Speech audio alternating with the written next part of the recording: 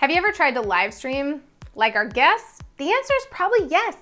YouTube, Twitch, even TikTok now, along with competitive gaming, has created entirely viable pathways for having a career built around playing video games. For our third episode of Shaw's Ahead of the Curve video series, we talked to everyone about their experiences with their own live streaming journey, as well as the impact of esports on diversity in competitive gaming. Plus, our guests start to share what they'd like to see happen in the gaming world as our communities continue to grow. So the first thing that we'll start off with is just your intro, your shout outs. Who are you? What do you want people to know? My name is Per. I'm a cosplayer, streamer, VTuber, and overall just content creator. I'm Ailey Loney, also known as Alias V. I am a full-time content creator and commentator for Magic the Gathering. My name's Carl Peterson. I'm a Lakota game designer. I'm CutiePieSensei. I cosplay. I am a concept artist for the game Smite, and I am a co-owner of the company Fearware. Hey, I'm Asika, and I am a partner on Twitch. My name is Finn, also known as Taco on Twitter. I'm a full-time director. Marcel, or MD14. I'm a variety streamer here based out of Toronto. Well, my name's Stephanie. I have been gaming since I was born, if you could say that. My name is Tong, and I run Tampa Never Sleeps. We're one of the largest fighting game organizations for online fighting games in the world. My name's Vince, also known as Uncle Vince here in the Canadian fighting game community. I am a TO and event organizer. Have you ever tried to live stream? Yeah, I've definitely tried to live stream. Yes, every now and then I do that. A little bit here and there. Yeah. Currently live stream on Twitch 3 to 4 times a week when I can. For the last almost 8 years. I have live streamed throughout my life. I started with YouNow back in the day. Streaming from like a VHS recorder, even pre-Justin TV, before Twitch was the thing. At the start of the pandemic, actually, I started streaming on Twitch. I wanted to leave the fashion and beauty world and explore gaming, which was my lifelong love. I always wanted to be involved in it. I started live streaming on Twitch. In less than a year, I think we hit partner. My business project was how to make a Twitch channel effective. If you look at today, I'm the manager of a radio station, figuring out equipment and live streams and learning Twitch. That got me my first job. Do you remember what gaming content creators you first watched? The first streamer that I remember watching and still watch to this day is Co-Carnage. Christopher Odd, who did a bunch of Bioshock content. I could not stop watching Novel talk to me about Warcraft lore. Watched a lot of Swifty. He just kind of seemed like the guy that you wanted to game with. Like, he seemed like he was a lot of fun. He was silly. Jesse Cox and Krendor, Total Biscuit, the Co-optional podcast. Those were my idols. One group I did watch a lot was Extra Life. PewDiePie and his amnesia. When I was a kid, it was exciting watching somebody else get scared shitless. Started a love for horror as well. GG Gab, or like Gamer Girl Gab, and she does a bunch of horror game content. She's a translator, so she can play games in the Japanese version. So it's really interesting to see her play different region-locked games. The first time I ever watched live gaming on Twitch, or I think it might have been Justin.tv at the time, it was a fighting game tournament. That's what really drew me into, the entire existence of live game streaming. And Tim the Tatman. I used to watch Tim the Tatman before I went live, and I got to meet him in 2018. I used to watch you every day before I went live because all I wanted to do was just emulate your energy, emulate who you are. Team Spooky, and I'm actually really good friends with him. He was my inspiration to get into live streaming. One night we actually got invited to go, drove down with a friend from Toronto all the way to New York, and we showed up randomly at 4 a.m. in the morning on stream. I had friends that were watching the stream at 4 a.m. They're like, what the heck is Vince doing there? Do you think that competitive gaming encourages diversity in gaming or functions more as a barrier?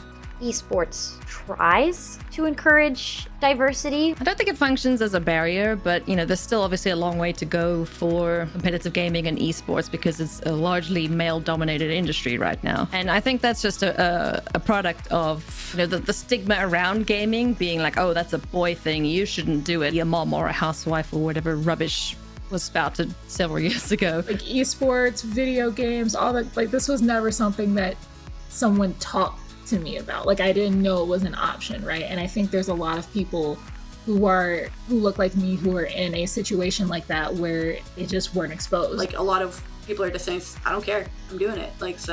Get over it. There's, plenty more marginalized individuals taking part in esports and competitive gaming. People just have to be kinder and more welcoming. And I think the more women get into it, I think the easier it'll be. Because they're seeing more women, and then they're going to see more women, and then there's going to be even more. It's going to take time, to catch up. The guys had a heck of a long head start. I think the competitive side of gaming has a ton of potential to encourage diversity. I'm an asthmatic. I tried sports. I was in basketball, golf, football, wrestling, but I was never very good, right? But I mean, senior year of college, I got a $1,000 scholarship to manage an Overwatch team. Like that, I would have never played college sports. Having the opportunity to play on a college team and to be recognized at the same level as the football team. Anyone could play those games. If you're good at it, I don't see why you couldn't be playing those games whatsoever. It's the same reason why like chess is taking off, because if you're really good at chess, you can play chess. Or if you were really good at Call of Duty, you could be playing Call of Duty. It doesn't matter who you are, male, female. If we open those doors, we can see very clearly that these people are all performing on the same level, and we just need to give them the opportunity to feel comfortable and safe pushing those competitive milestones. Esports was the first co-ed sport at my university. We had girls. We had one Overwatch player who was our tank, and she absolutely blew every boy out of the water, and oh man, it made them pissed. But it was funny to watch. So it took me a while to try it, and when I did, I realized it can be not so bad when the right measures are taken by the studios and developers and publishers that run these games. That was my first encounter, actually, with Halo Infinite, was my first encounter with that feeling of like sportsmanship, which is something I'd never encountered because I felt rejected by that world. Whether it was, athletic sports in school or esports, it was always like, you don't belong here, is how I felt. But I realized that's not true. The school looked at creating, a girls only league. That was something we fought against with women on our team. They wanted to be equals. I know in professional esports, there's, very few women who are able to make it at that top level, probably more due to discrimination than due to talent. I would say that there are ways such as having the creators promote it, right? Representation is one thing I'd like to see. As well, I think seeing orgs take the steps to make that happen. Because, you can open your door and you can say you're welcome here, but they're not necessarily going to always see that. And they're not going to necessarily always believe you.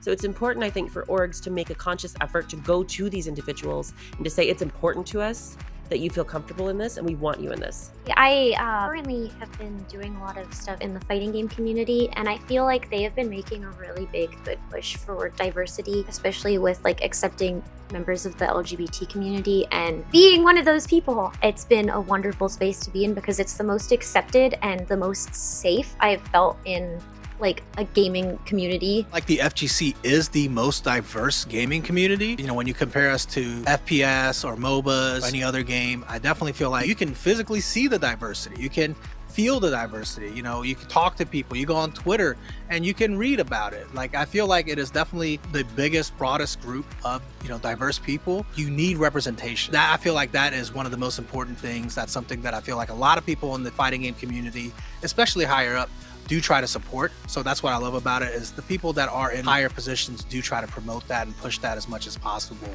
That's why FGC is the best. Whether it's representation within the games we play, lowering barriers by raising awareness, or improving accessibility, we heard so many valuable perspectives about the ways we can work together to continue to make gaming a space for everyone. Drop a comment with the esport title you're most interested in watching right now. I'm a MOBA person who recently got super into Rocket League, and I need to know who else is joining me in the rocket-powered carball land. Plus, we have one more episode coming for you in this series that looks at how Steam, the platform, not what comes out of your tea, changed everything.